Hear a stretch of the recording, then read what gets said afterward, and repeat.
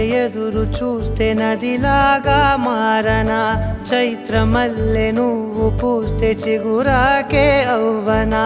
నన్నే వరించే యువరాజును అంట నీ యువరాణి